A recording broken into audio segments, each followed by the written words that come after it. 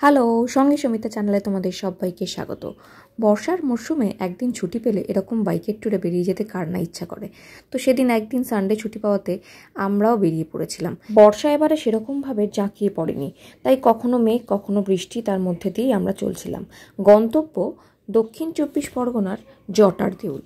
আসলে আমরা গিয়েছিলাম মেন রোড ধরে, মানে বারুইপুর রোড ধরে। বারুইপুর থেকে জয়নগর হয়ে কুস্তি হয়ে রায়দিঘি মোড় থেকে একটা ব্রিজ পেরিয়ে, যে ব্রিজটা এখনও পর্যন্ত পুরোপুরি তৈরি হয়নি, এই ব্রিজটা তৈরি হচ্ছে। আমার মনে হয় আর কয়েক মাসের মধ্যেই হয়তো সম্পূর্ণ হয়ে যাবে।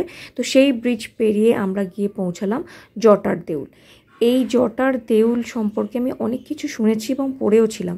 তো যাওয়ার ইচ্ছা ছিল, কিন্তু সেভাবে কোনো প্ল্যানিং করিনি যাওয়ার জন্য। তো শ্রাবণ মাসের শেষ সোমবারের আগেই, মানে শেষ রবিবারই আমরা দেখে আসলাম জটার দেউলে।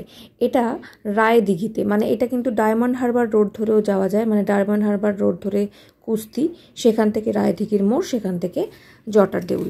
ওখানে রায়দিঘির মোড় পর্যন্ত পৌঁছে গেলে যে কেউ জটার দেউলের কোনো টোটো, অটো বা আপনারা রোড ধরেও চলে আসতে পারেন। তবে রাস্তার অবস্থা বেশ খারাপ, সরু রাস্তা, এবং গাড়ি নিয়ে আসলে একটু মুশকিলই পড়বেন হয়তো। আর ধর্মতলা থেকেও রায়দিঘির বাস ছাড়ে। এবার যারা ধরুন ট্রেনে আসতে চাইবেন, তাহলে শিয়ালদা থেকে নামখানা বা লক্ষ্মীকান্তপুর লোকাল ধরে মথুরাপুর স্টেশনে নামতে হয়। মথুরাপুর স্টেশনে নেমে সেখানে রায়দিঘি বাস স্ট্যান্ড পর্যন্ত যেতে হয়। অটো বা টোটো করে পাওয়া যায়, বা আপনি গাড়িও পাওয়া যায়। সেইখান থেকে রায়দিঘি বাস স্ট্যান্ড থেকে টোটো বা অন্য কিছু গাড়ি করে চলে আসা যাবে। এটা অ্যাকচুয়ালি জায়গাটার নাম কঙ্কনদিঘি, মানে রায়দিঘি ব্রিজ পেরিয়ে আসতে হয় কঙ্কনদিঘি। কঙ্কনদিঘিতেই এই জটার দেউল। যখন ঢুকলাম, অদ্ভুত একটা সুন্দর শান্ত পরিবেশ। আর্কিওলজিক্যাল সার্ভে অফ ইন্ডিয়ার তরফ থেকে দেখলাম চারিদিকটা সুন্দরভাবে বাউন্ডারি দিয়ে ঘেরা রয়েছে, পরিষ্কার পরিচ্ছন্ন একটা রাস্তাও রয়েছে। কিন্তু ওই যা হয় আর কি, খুব মেনটেনেন্স কিছু হয় না। তো এইখানে দেখলাম ওই মাথার উপরে চূড়ার, মানে একদম চূড়ার উপরে এখনও একটা ত্রিশূল রয়েছে। তো শোনা যায় ওখানে নাকি আগে একটা তাম্র ফলক ছিল, মানে কবে প্রতিষ্ঠা হয়েছিল বা কোন রাজা করেছিলেন সেই সূত্রে একটা তাম্র ফলক ছিল এখানে। মানে পুরো কারুকার্যগুলো দেখলেই বুঝতে পারবে পুরী মন্দিরের যেরকম কারুকার্য সেই রকম, মানে ধরা যায় যে হয়তো তখনকার আমলেই তৈরি। যতটুকু আমি পড়াশোনা করে জানতে পেরেছি, সেটা পাল বংশের সময় তৈরি হয়েছিল, মানে 970 খ্রিস্টাব্দে পাল বংশের রাজা জয়চন্দ্র এই মন্দির স্থাপন করেছিলেন। তখন নাকি এখানে নটরাজের এক মূর্তি ছিল, সেটি নাকি আবার চোল রাজারা চুরি করে সেটা দক্ষিণে নিয়ে চলে যায়, মানে ভারতের দক্ষিণ ভারতে নিয়ে চলে যায়। তারপরে নাকি সবটাই তো শোনা কথা, মানে ইতিহাসের পাতা ঘাঁটলে যেগুলো পাওয়া যায়, আমিও তো গুগল সার্চ করে করে খুঁজে খুঁজে পড়েছি, তোমরাও হয়তো দেখতে পারবে। এই পাশ দিয়ে নাকি যেত মণি নদী, ঠিক মন্দির লাগোয়াই ছিল মণি নদী, যেটা এখন আবার পথ পরিবর্তন করে আরেকটু দূরে গেছে, মানে যেখানে রায়দিঘি বাস স্ট্যান্ড থেকে আমরা টার্ন করে ব্রিজের ওপর দিয়ে চলে আসলাম, তার কাছে মণি নদী।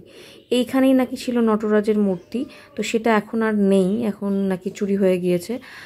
এখানে পুরনো এক পাথর রয়েছে, সেই শিলামূর্তি নাকি পুরনো, সেই 970 খ্রিস্টাব্দের পুরনো শিলা, যাকে শিবরূপে পুজো করা হয়। তাছাড়াও শিবলিঙ্গ রয়েছে, শিব মূর্তি অনেক রয়েছে। দেখলাম কিছুদিনের আগেই একটা জটার দেউলের নিউজ বেরিয়েছিল একটা দৈনিক পত্রিকায়, তো সেটাখানেও পড়ছিলাম যে পরিকাঠামো চেঞ্জ করার চেষ্টা করছে সরকার থেকে। আবার শোনা যায় যে 1599 খ্রিস্টাব্দে মুঘলদের সঙ্গে লড়াই করে যশোরের রাজা শ্রী প্রতাপাদিত্য নাকি এই বিজয় ফলক তৈরি করেছিলেন, মানে এটা নাকি বিজয় স্তম্ভ হিসেবে ছিল। কিন্তু এটার উচ্চতা, মানে এই এক শিখর বিশিষ্ট মন্দিরের উচ্চতা প্রায় 100 ফুট, এবং এর সামনেই রয়েছে সভাকক্ষ এবং নাট মন্দির, মানে গর্ভগৃহ, সভাকক্ষ, নাট মন্দির, এই 3টে ভাগে ভাগ রয়েছে। তো এই যে ভগ্নাবশেষ দেখে এখনও বোঝা যায়, বা ঐতিহাসিকবিদরা বলেন, এটা কোনো বিজয় স্তম্ভ ছিল না, এটা মন্দিরই ছিল, হিন্দু মন্দির ছিল।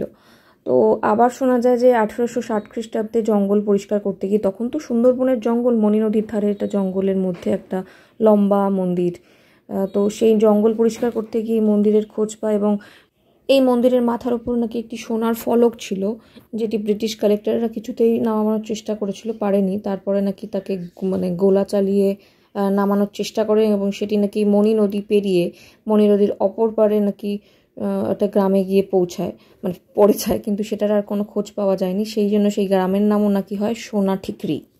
সেই গ্রামের অস্তিত্ব এখনও আছে।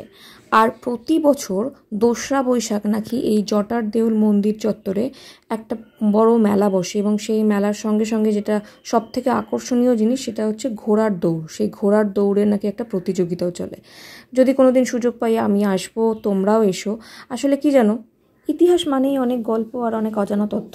তো যাই হোক, আমাদের ভালোই লাগলো, আমরা দুজনে মিলে ঘুরে আসলাম এরকম একটা ঐতিহাসিক স্থানে। তোমরাও যদি পারো যেও, আর কেমন লাগলো তোমাদের এই জায়গাটা আমাকে অবশ্যই জানিও। আর সঙ্গেই রয়েছে তোমাদের সঙ্গে সুমিতা চ্যানেল, তোমরা লাইক করো, শেয়ার করো, সাবস্ক্রাইব করো, আর কমেন্ট করে জানাবে সত্যি সত্যি কেমন লাগলো।